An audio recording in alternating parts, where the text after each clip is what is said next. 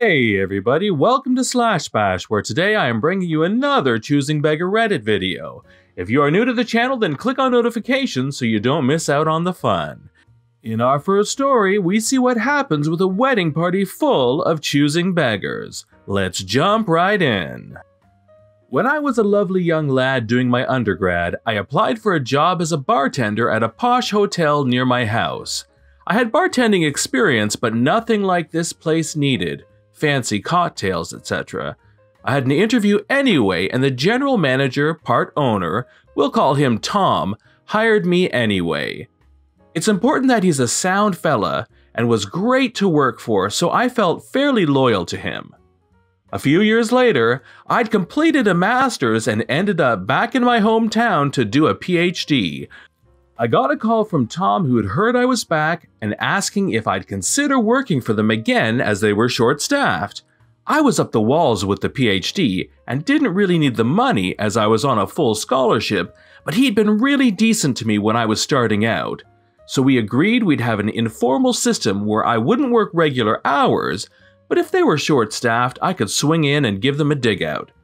This suited us great as I liked the escape from academia, and they got a worker they could call in an emergency. Basically, Tom was a sound guy and one I liked working for. One evening, I was asked to work 2 nights in a row as they had a wedding organized in the hotel. The first night was just a regular Friday night, but there was a fairly large group in the hotel bar. They were the bride and groom for tomorrow's wedding, along with a few of their friends. The groom came up to the bar a few times and was a really nice guy.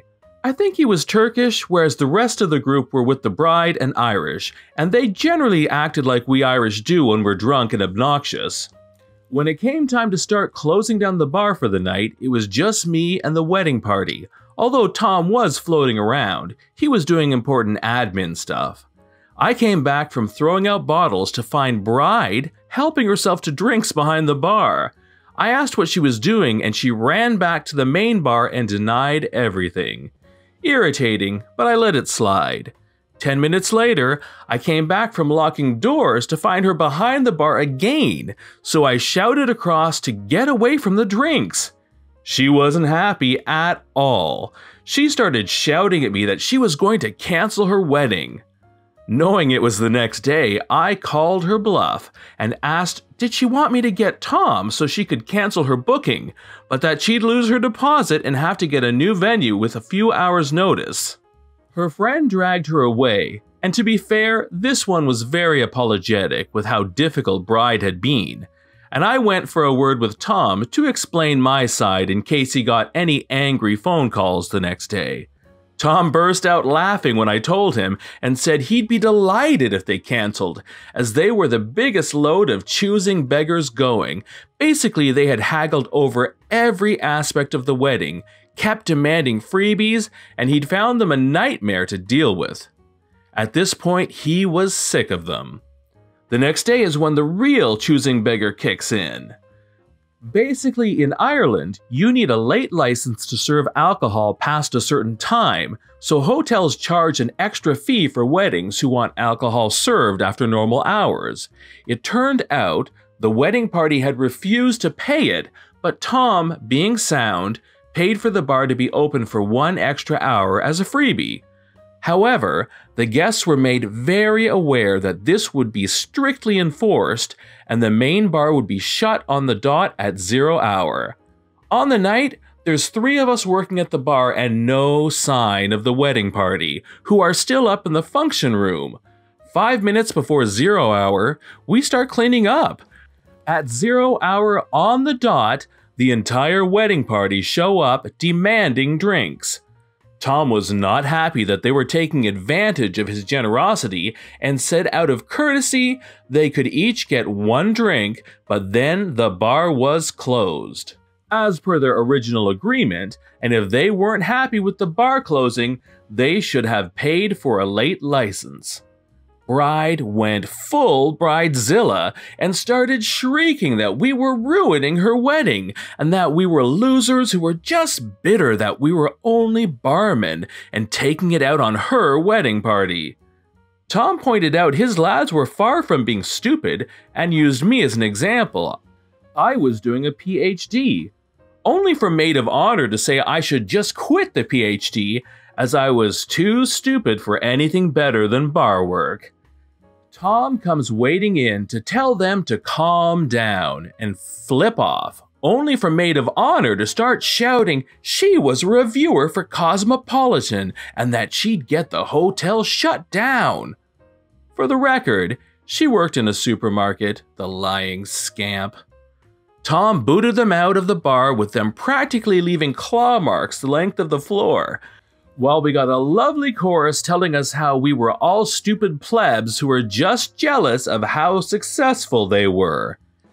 Out of all my weird bartending experiences, this one sticks in my mind. Story 2 gives us a choosing beggar who writes a bad review for a restaurant where she had her office party. Let's see how the owner responds. Awful Christmas party. 1 star. We recently had our Christmas party at blank. All I can say is that 30 members of staff felt extremely disappointed and ripped off. We were charged £20 each for a buffet that included sandwiches, a choice of 4 dreadful desserts, some lukewarm jalapeno poppers, food parcels, and mini pizzas. We were then shoved in the corner of the room and closed off. There was no room to dance, the DJ didn't start until 9 p.m., and he actually plays there every Thursday night, regardless of parties. So we had in fact paid £20 for a buffet. Yet had we gone to the restaurant, we could have actually had a 2-course meal. Duty manager didn't seem to care and explained that what we had got was what the £20 Christmas party had entailed. In addition to this, the drinks were extremely overpriced. My partner was driving and it was £2.20 for a small Diet Coke and around £6.50 for a single gin and mixer. Definitely won't be visiting again, not under any circumstances. Hello there. We're really sorry to read your review about your party with us last week, and so sorry you were disappointed with your experience with us. We take all feedback, positive and negative, very seriously. However, after watching the CCTV and speaking to our management team, I feel I should clear a few inaccuracies up. 1. My team were personally thanked by many guests within your party with regards to the food and the service they received on the evening. So to say that everyone was disappointed and felt ripped off is unfair, as many stated the food was lovely and they'd had a great time. 2. When you made your booking with us, you specifically requested that you didn't want a sit-down meal and preferred a buffet option. A bespoke buffet menu was created for you, and the contents of that said buffet and costs were explained at the time, to which you agreed. The buffet you ordered included a selection of fresh canapes, freshly made roast ham and mustard, coronation chicken, cheese, mayo and red onion and egg mayo sandwiches, large hand-stretched margarita and pepperoni pizzas, mini quiches, vegetable crolines, a selection of fresh leaf salads and potato salads, warm cranberry and brie. 3. You were allocated the whole raised area in And Why Not. You certainly weren't shoved into any corner. You make it sound like we herded you like cattle, but that's certainly not true. 4. We booked the DJ with your party in mind with no extra cost to yourselves, and we do not have DJs usually on Thursdays. Yet again, another untruth from you. You stated to our management that the DJ was crap. Was this because he explained that he couldn't play the upbeat house music you repeatedly asked for? Our DJ, quite rightly, was being respectful to the other 80 or so diners at that time by declining your request. 5. Your stated drink prices are completely false. A. We do not serve a small Diet Coke, and B. Our house gin, Bombay Sapphire, is certainly not £6.50 for a single plus a mixer. Again, your review is inaccurate. 6. To summarize, the only part of this review which I 100% agree with is the part where you say you won't be visiting us again. That in itself is music to my ears.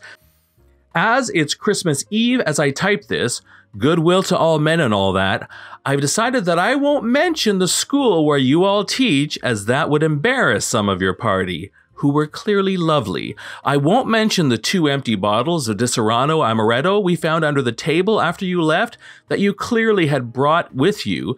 And finally, I won't mention the bottle full of vomit that one of the guests left us with either. So yes, you're right. You certainly will not be visiting us again. Not ever. And finally, 7. There's a school book called Telling the Truth by Caroline Larson on Amazon. It's £3.99. This has been John from Slash Bash. Thanks for watching. If you've enjoyed the video and want to see more of them, then please hit that subscribe button. We'd love for you to drop a like and share it with your friends. I also want to give a quick shout out to everybody who subscribed to my channel this last month. You're the best. And we'll see you in the next one.